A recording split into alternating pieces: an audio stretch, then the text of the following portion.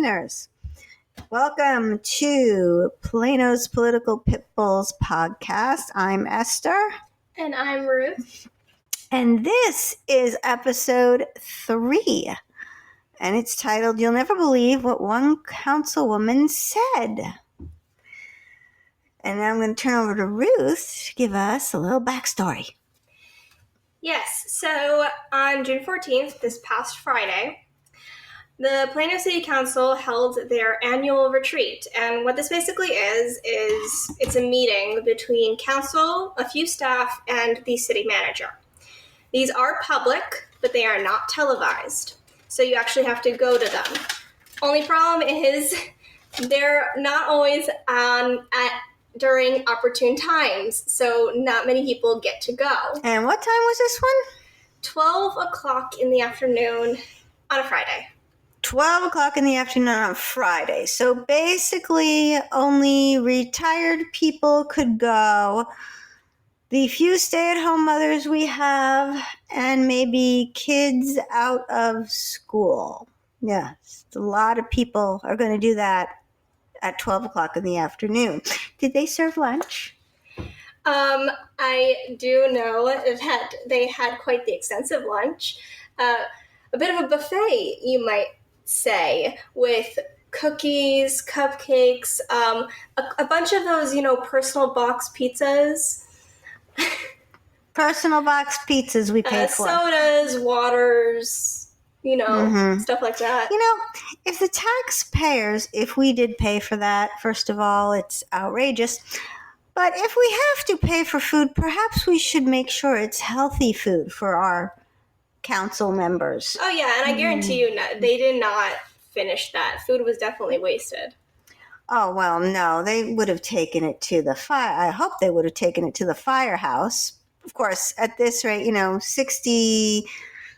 60% of the American people cannot afford to pay their bills, and inflation is so high, groceries are through the roof, but we're paying for their lunch and snacks. Great. Yeah. That just irks me. I'm sorry. I know. Yeah. And you'll be asking, how do I know that? Well, we had one of our reporters go to the meeting and record the entire thing for us to listen to. And we did pre-listen to this. And let me tell you, things that were said are very spicy. Shocking. At some of the things that were said. Mm-hmm. Yes. Now, we do highly encourage you to listen to the entire thing yourself. We will have the entire thing in full, unedited, for you to listen to on our website, planospoliticalpitbull.com. Please, after this, do your own research. Always encourage that for anyone. And form your own opinions. Don't take our word for it. And we are dividing this up into parts because it was about 4 hours long.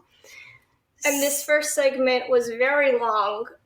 They took about 1 hour and 42 minutes to talk about what we're about to go into. So, Esther, what was their first order of business? So the first order of business was discussion and direction regarding changes to policies, practices on official complaints.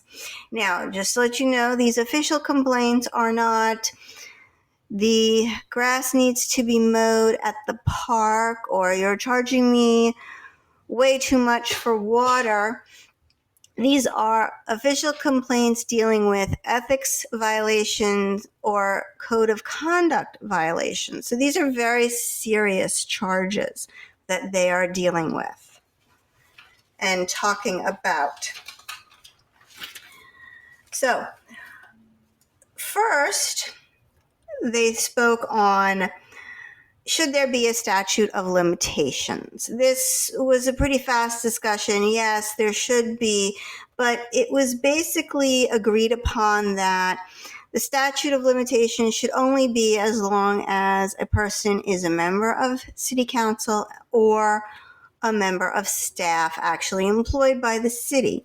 Once their time is over and they have left their job with the city or left elected office, that's when their statute of limitations is ran out. So only when they're there do people have an opportunity to file a formal complaint, which makes sense. You're not going to file a formal complaint on somebody who was on city council 20 years ago. That ship has sailed. So the next thing they went into was the whole actual process of the complaint.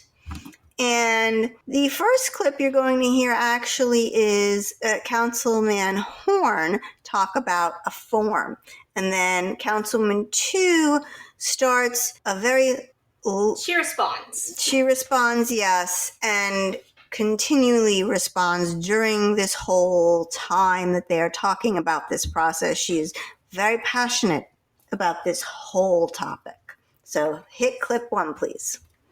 We have a form for these, like we have our damage expiration stuff. Yeah, we have to go out and find where that form is to pass on the risk. We have something similar. I don't know if I'm in favor of making the formal complaint easy, straightforward, accessible. So if you did not hear what she said, Councilman Horn mentioned a form, having a form accessible online, and Councilwoman Tu says, I don't know if I'm in favor of making the formal complaint easy, straightforward, and accessible. And there's our first problem. I still can't believe she actually said that. I mean, what was she thinking? I don't know what she could possibly be thinking. Yes, we're talking about serious allegations here, serious code of conduct violations, but let's not make it accessible and straightforward for all so they can actually file the complaint. I mean, these complaints are supposed to be serious, and she does talk extensively about frivolous over and over again, and you're gonna hear that. But this is like saying, I don't want reporting a crime to be accessible. That's what it sounds like to me. Exactly. Yeah, let's not make calling and filing a police report easy. Let's make that difficult. And we will explain exactly what the code of conduct is actually the violations are. These are very serious allegations, serious things. This is not, again, hey, the grass wasn't mowed, or why aren't you fixing the roads fast enough, or there's a pothole in the street. No. This is not what we're talking about. All right, let's go on to clip number 2, where she actually goes into where she thinks you should start in your process. Yeah, she's going to explain her point. I think the first thing they should do is contact their council representative or the staff members to resolve any issues that they have. And if it's not resolved, then the recommendation would be, I think there's a process that you can use if you're not happy with, what we're telling you. So you have to go to the person who you are accusing of doing something wrong and talking to them first. Yeah, so again, with my crime analogy, it's like her proposal is, instead of reporting the crime, talk to the criminal first. Get their side of the story. Yeah. Anyone else see a problem with this? That's going to work out really well. Hello, me. I see a big problem with this. Now, we have the code of conduct rules, okay? You can find them on Plano's website. I recommend you going to your favorite search engine, though, because when I went to the website and I typed in code of conduct, couldn't find anything. I actually had to go to a search engine, type out Plano's code of conduct, and had it come up. So these are just some of the things that you could be in the complaint, okay? That people in the city of Plano, staff or elected officials, cannot do. Use his official position to secure special privileges or exemptions for him or herself. Another one is grant any special consideration, treatment, or advantage to any citizen, individual, business, organization, or group beyond that which is normally available to everyone. Disclose confidential information is another one. And another one that I'm going to say is use city supplies, equipment, or facilities for any purpose other than the conduct of official city business unless otherwise provided by for law, ordinance, or city policy. Engage in any conduct prejudicial to the government of the city or that reflects discredit upon the government of the city. So these are not your everyday typical things here. These are obviously, if let's take divulging people's personal information. That would be terrible in a day when so many, you can put it out online and then you can dox people.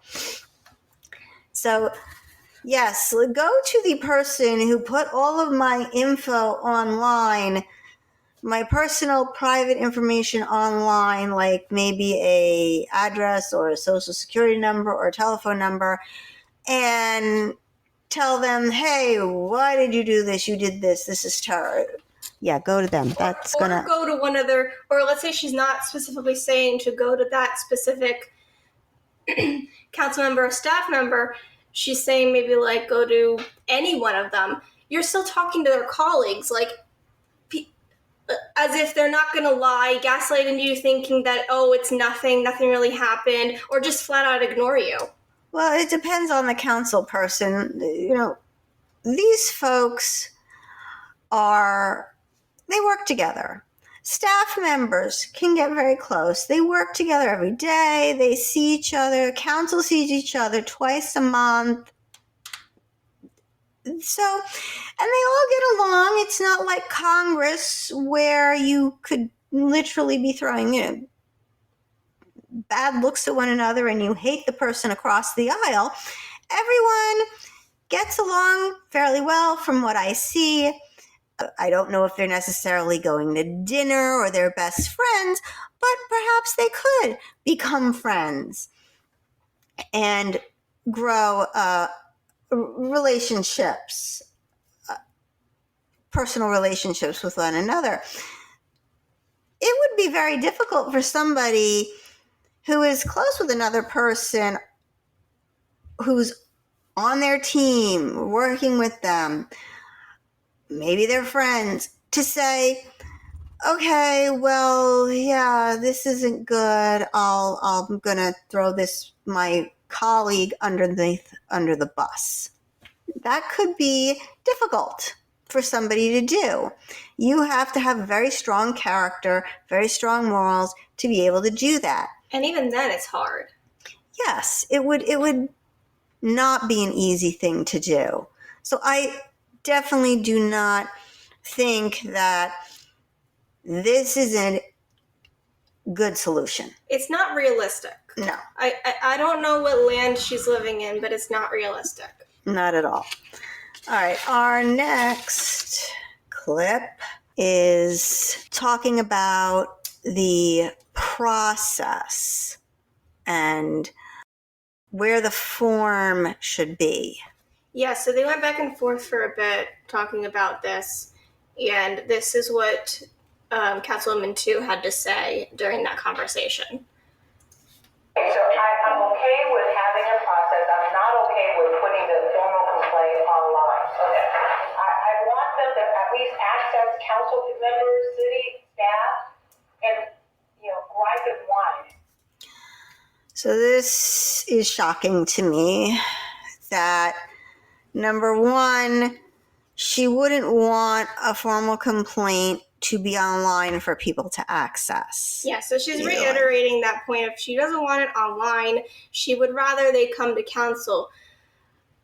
But the thing that gets me is the gripe and whine, and also her tone.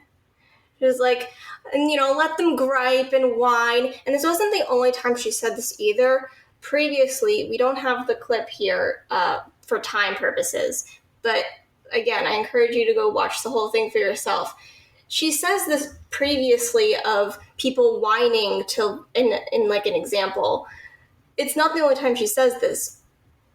So the fact that she says it again and adds the word gripe is just like, girl, what are you on?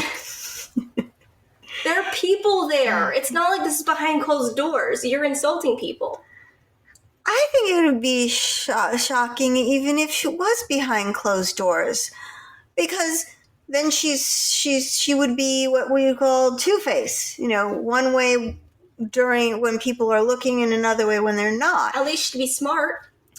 That would be more politically savvy, yes, but part of her job as a council member is to listen to people complain.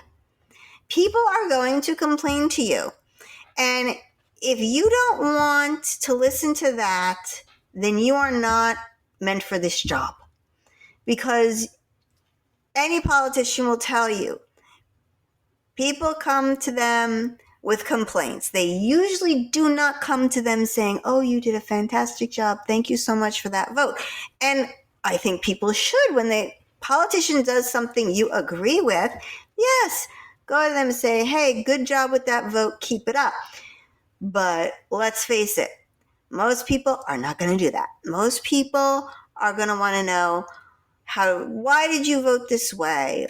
Or I didn't want you to vote that way. Or I need you to do this. Or can you help me with this? But we have a problem. We're not even talking about that. We're talking about formal complaints, which are serious complaints. This isn't just like, I didn't like the way you voted. Yes, that is true. We're talking about egregious behavior here. And she is flippant about it and doesn't seem to really care that this is serious. This is not your everyday complaint here. And she wasn't finished. No, she kept going. She then talks about how people would actually know there was a process, because remember, she doesn't want it easy. She doesn't want it online. Hit the next clip. And once they finished, and they said, well, I'm still unhappy.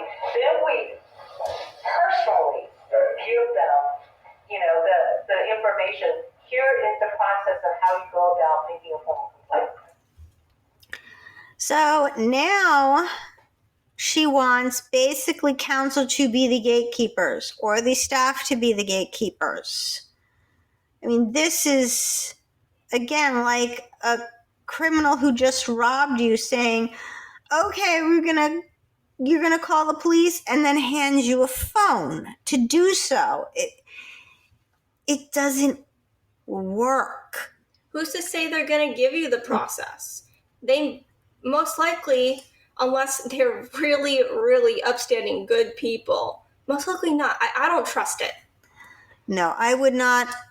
Let's say all the council members there are perfect, and they are perfect moral human beings. They are not going to be there forever.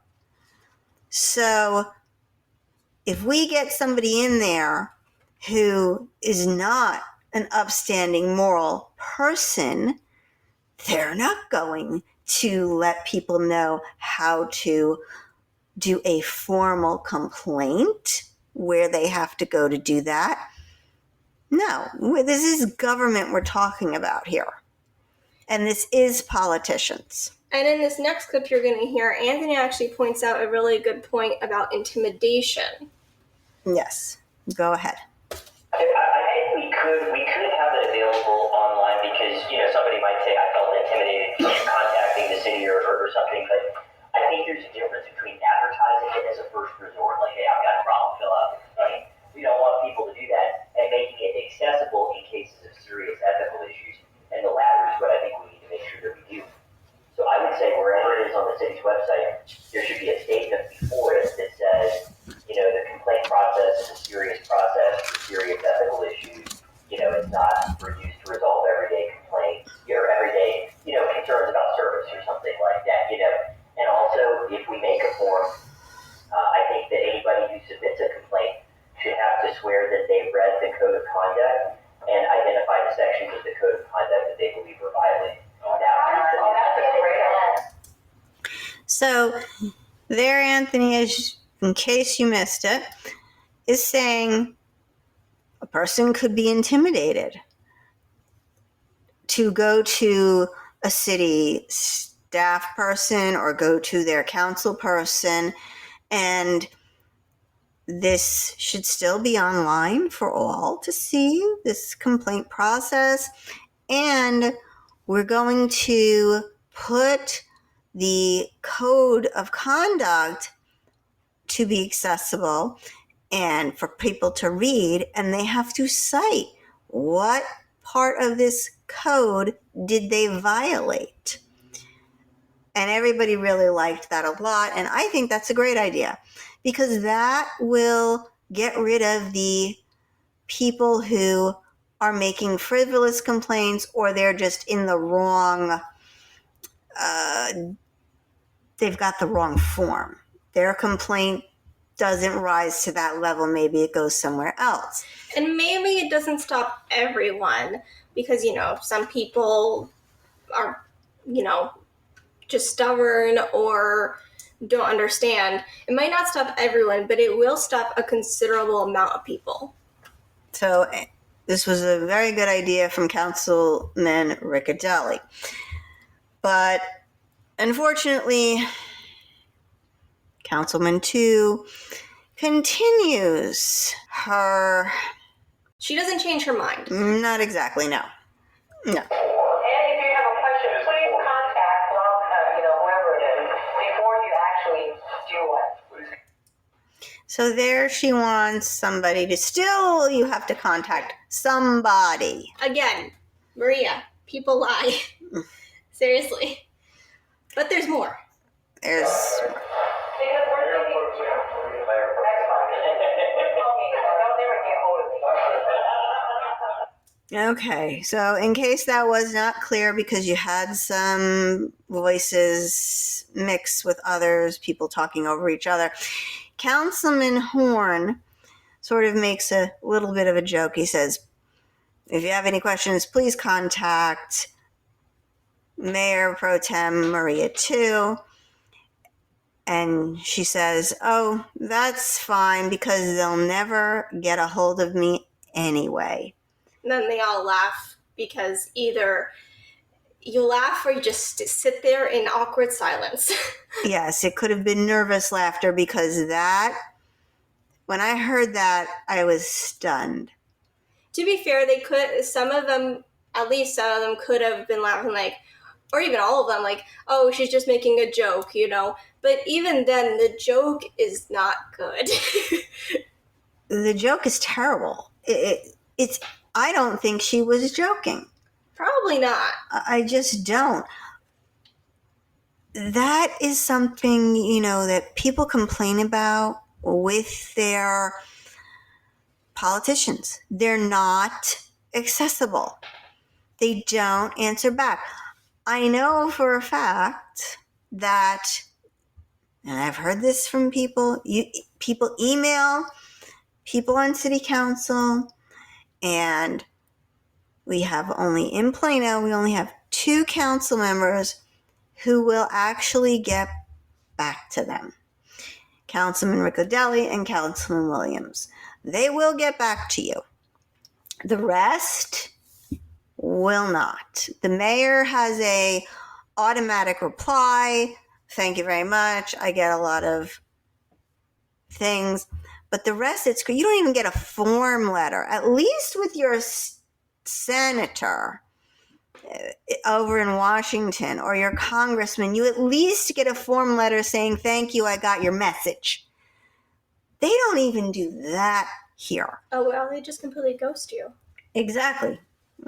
Ghost you, so pretty much don't answer back. Because yeah, ghost. Okay.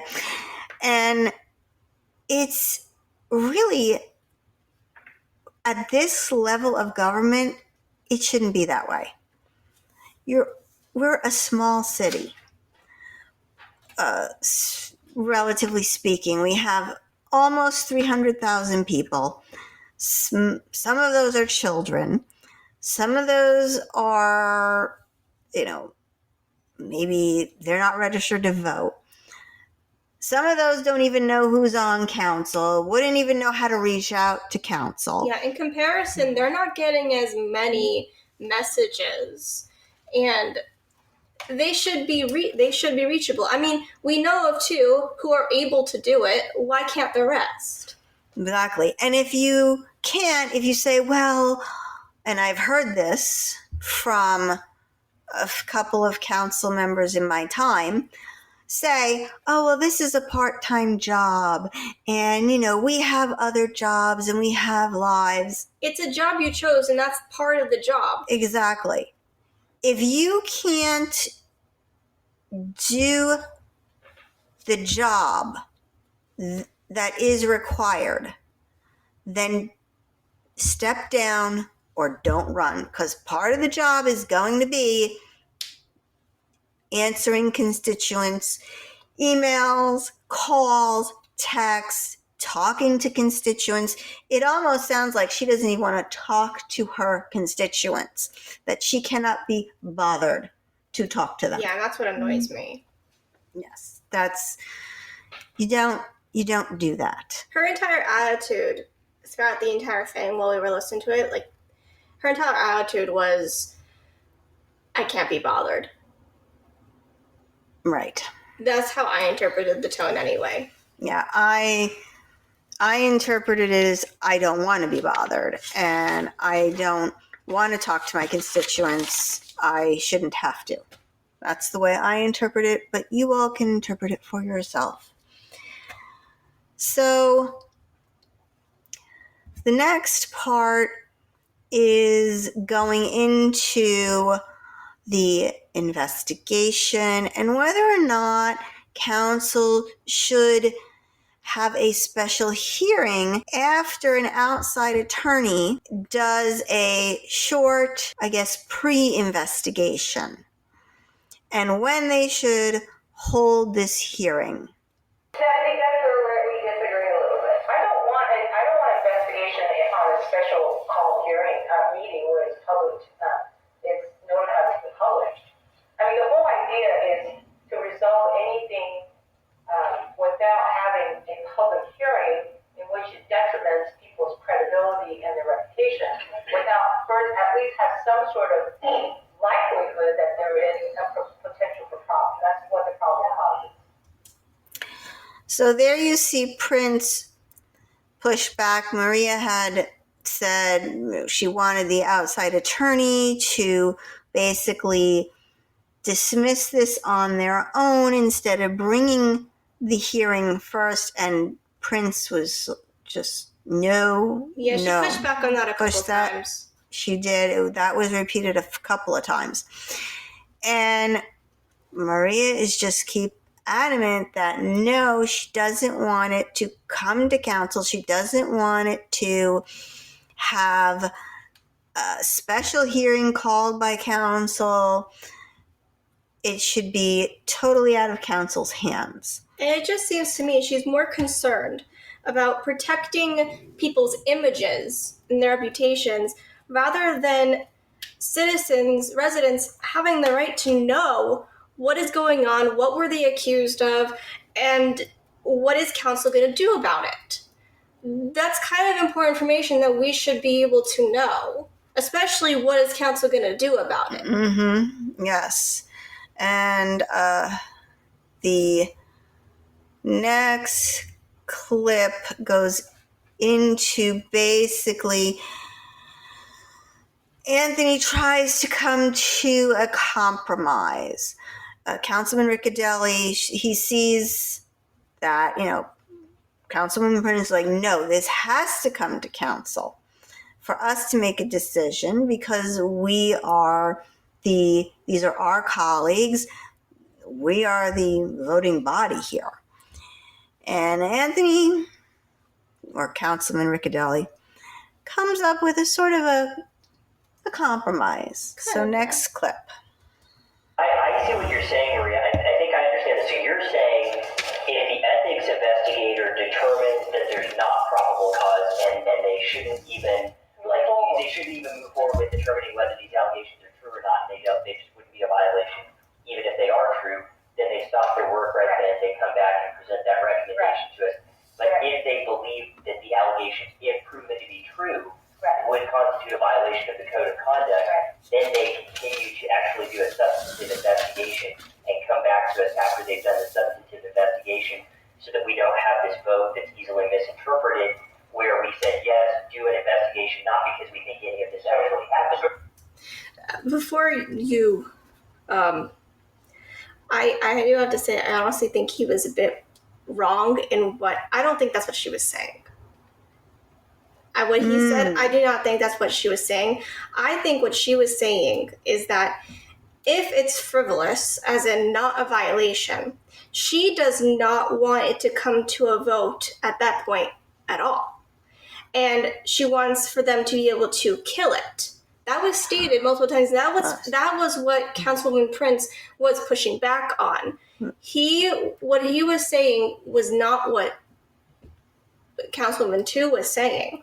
She wants the attorney to kill it. And she made that quite clear. Over and over again, yes. And this is the outside attorney that would be doing this preliminary investigation within 3 days. Right now it's in 3 days. And yes, kill it if it doesn't meet It will never see standard. it will never see council, essentially, is what she was proposing. The second part, I think he did get right about if it happens to not be frivolous, there was a violation, then the attorney will do an extended investigation and then it will come to council. I do think he was right on that front. Well, actually, I thought he said, I have it down here. He said, if it does meet a code of conduct violation, then council can say, yes, we'll do an investigation, and the board will continue No, because the he investigation. says then it will do a substantive investigation and then come back to the Oh, yes, you are correct. So first it's got to meet the code of conduct standard. Did this violate the code of conduct? Then the attorney and their ethics group there of outside attorneys would do a substantive investigation. So it's essentially cutting out the vote of the council to either dismiss the complaint or to go further with a real investigation. Real investigation, yes. Okay. And then Tu goes on and they discuss more and more. And she says how the investigator should go about investigating. So, clip 9, please. There's something, and then they need to call somebody to find out, whatever is said in an affidavit is, is true. If they name Anthony called me and said blah, blah, blah. Well, at least call Anthony and say, Anthony, did you do this? No, I didn't. He really does say that. He does. He says, no, I didn't. And that's exactly our point. People can lie. She is a criminal attorney. She should know this better than anyone. So, exactly. She should know this. People lie. And she should, of course, know that when it's a he said, she said, or he said, well, you need a further investigation. Because usually it would just stop there. So this person says one thing, the other person says the complete opposite thing. Who are you going to believe? Exactly. You have to do more. Figure out more. And it really, I mean, you can see the attorney coming out in her in places where she's saying probable cause and, do at least call somebody, talk to somebody. But some of her reasoning is misplaced. But yes, totally misplaced. And she knows that people are not going to just admit outright, oh yeah, I did that. No, I'm sorry.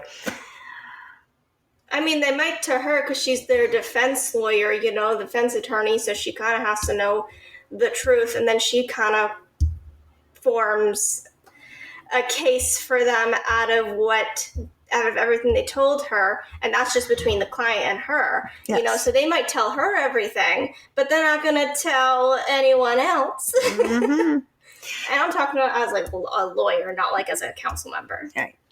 And in our next clip, she really talks about and goes into the fact that she wants it only to continue if there is probable cause. So let's do clip 10. To at least verify some of the facts that are in there, and then if there is enough for a probable cause basically means more likely than not. So if it comes to the point where it's more likely than not, then it needs to come to council to determine whether or not further investigation needs to happen, and we make the decision at that time. So at least in this part, she does want them to come to council, the investigator come to council if there is probable cause, and then they determine, let's keep going. But what is not clear in that clip is this going to be public or is this going to be private? Because she really, really does not seem to want a public hearing. Yeah, and I see so many opportunities for like abuse and like shady things happening, because like it's almost like she wants it to work like the legal system does, but also not. Like, she wants the attorney or police to be able to kill a case if it's not relevant, But well, actually, my brain fried. So actually, what she's saying is very close to how they actually do it in the legal system, to my knowledge. So the police would investigate a crime. Now, most of the time, unless it's a horrendous crime like murder or rape, and it was reported and got out to the newspapers, because actually police reports are not private. Police reports are public. And a lot of times they will, newspapers, the crime reporters will have a police scanner. Yes. And they will follow the crime. But most of the time, especially in a little town like we are, and we only have one newspaper and a community impact, you don't see them with headlines of girl attacked. Well, I will say Florida has like everything with police reports public, and that's why you see a lot of like the Florida man meme, of like Florida man does like this crazy thing. That's why you have a lot of those like Florida people are crazy, because everything is public and the media in Florida gets a hold of everything. But usually that's really only still in large cities like Miami and Fort Lauderdale. we only have one little paper. We're not we don't have the Dallas Morning News over here. And unless it's something big and sensational, it's probably not going to be covered. So most things, like your simple assault or your simple robbery, may not make it into the newspaper. So they would go, the police would do a report would be filed, police would do an investigation, and then if there's enough to make an arrest, they would arrest the person, turn them over to the DA, and then the TA would go to a grand jury. Now, grand jury is private. That is not open to the public. And only when the grand jury has a indictment does the indictment come out.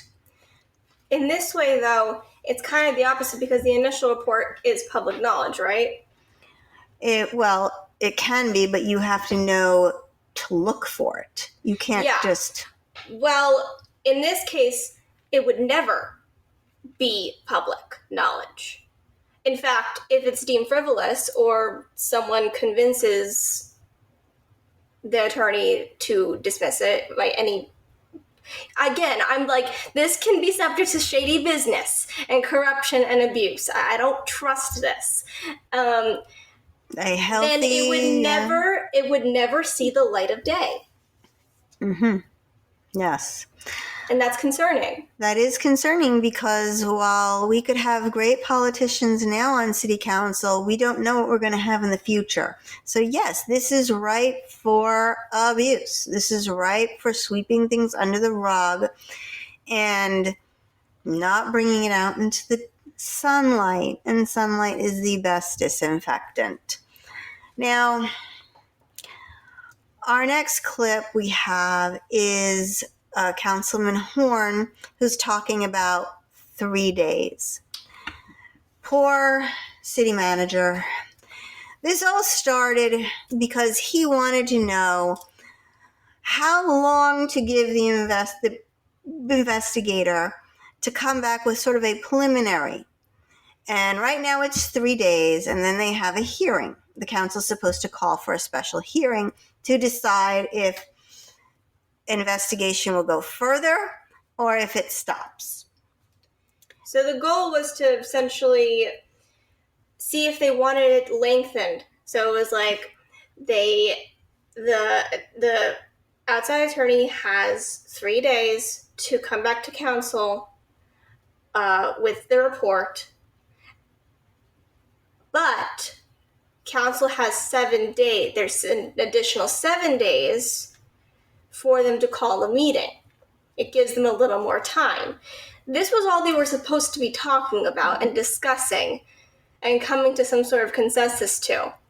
Obviously, they went a little off the rails, but... Way off the rails. Mark was trying to get them back, and Horn starts off with that coming back in this next clip. I think at the end of the 3 days, there's got to be a vote for the council. Okay, are we calling a special meeting to do that? Yes, you are. Yeah. I have not to know, but that's exactly what we just went through. No, I love Munz's no. So there, I tell you, Maria is pushing hard. She is adamant. She does not want to call a special meeting. And again, I hate her attitude. She's like, no, I'm not gonna, girl. You are not queen. You're not the queen here. It's just that, like you said, I can't be bothered or I don't want to be bothered attitude. Yeah. Somehow she thinks that all of these things are going to be frivolous. And I don't want to do this because I'm concerned that what if it's frivolous? What if it's not frivolous? And that is the point they keep trying to bring her back to. In some cases, they keep... Well, what they keep trying to bring her back to is that it has to be up to council at the end of the day. Yes. You can't be giving this outside attorney this power.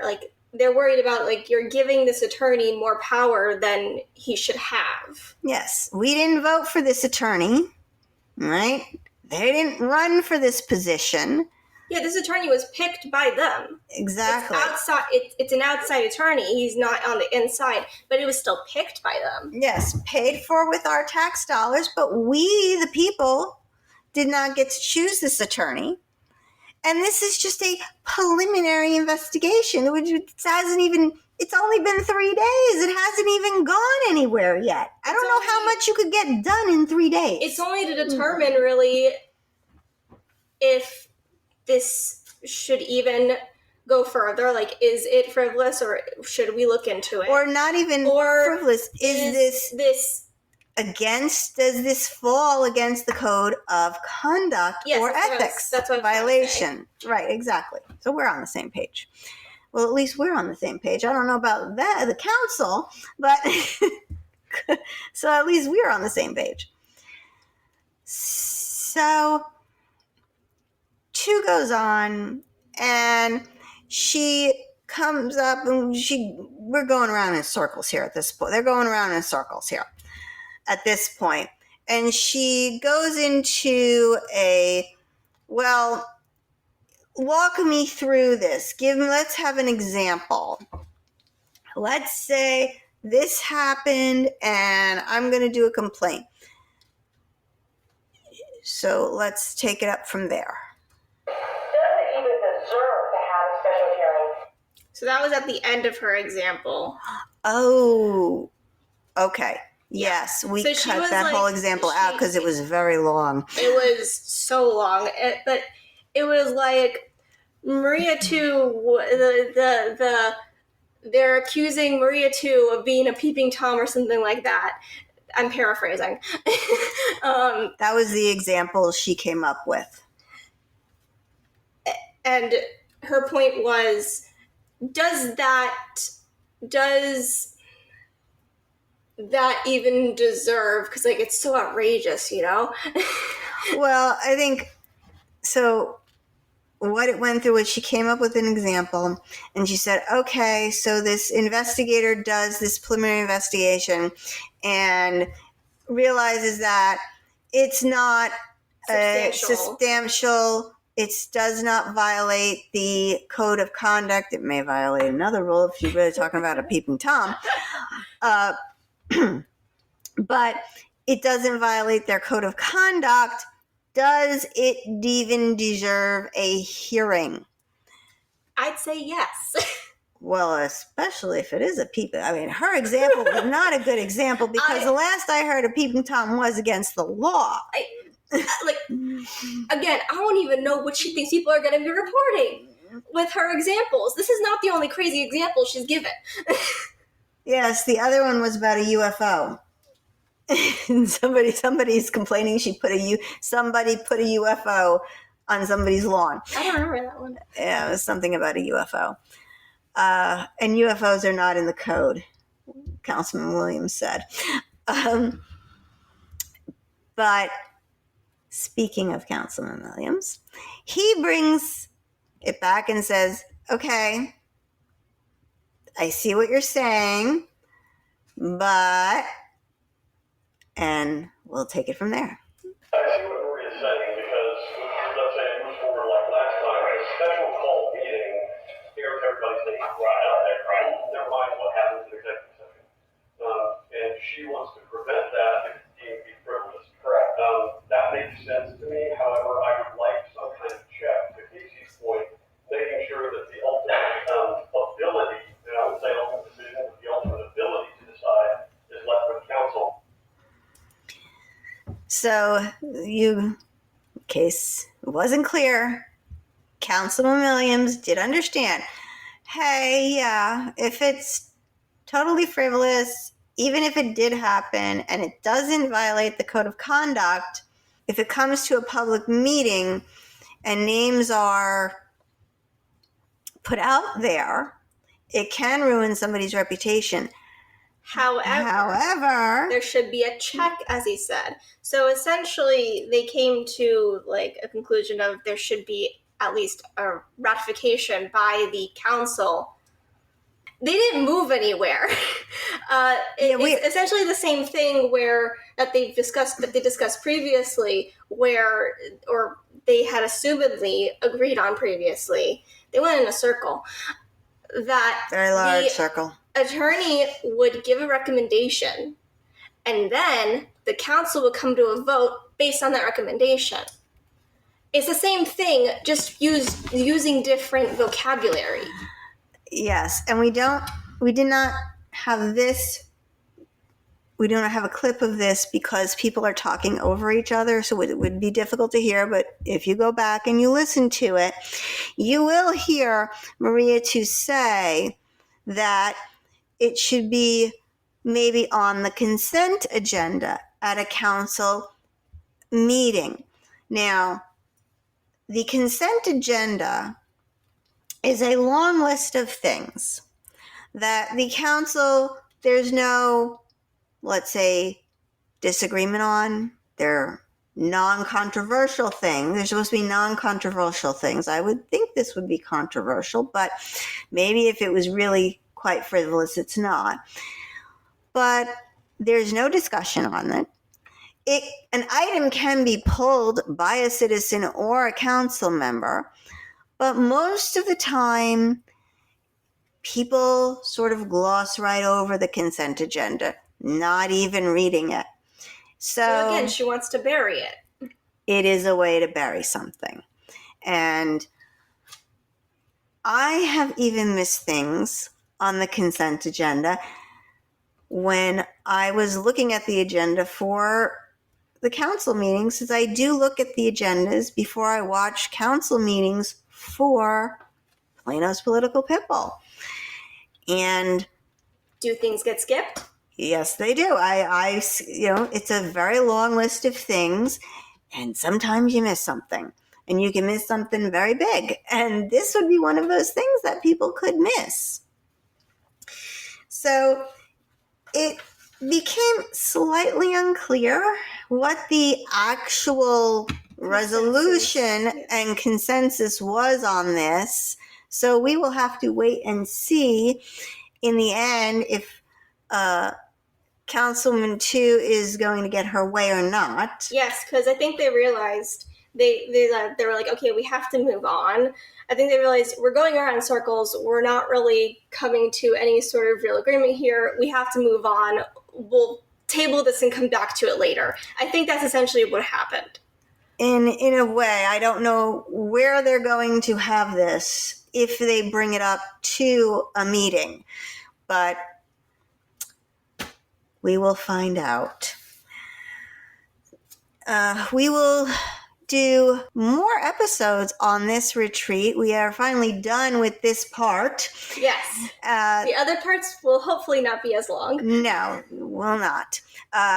The next part will be discussion and direction regarding expectations for boards and commissioner member roles. So that will be our next episode in this series. Now, for our Pitbull of the Week, being called Plano's Political Pitbull, we have a fondness for pit bulls.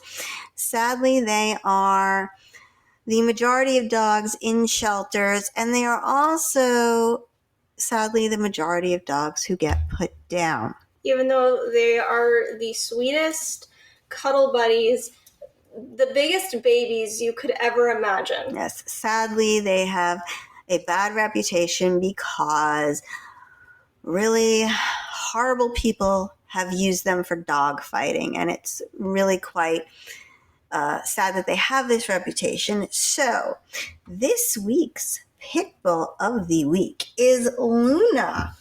And Luna is a smart dog who is house trained and crate trained. She will sleep in her crate and knows the command to sit. Luna walks well on a leash and is good with children. She is about 3 years old and was surrendered by her owner due to a pet policy. She is easygoing and gets along with other dogs. Overall, she is a 10 out of 10. She is at the Plano Animal Shelter, and if you are interested in learning more about Luna, go to planospoliticalpitbull.com and click on Pit Bulls for Adoption. If you have enjoyed this episode, please like, share, and subscribe. This is Esther.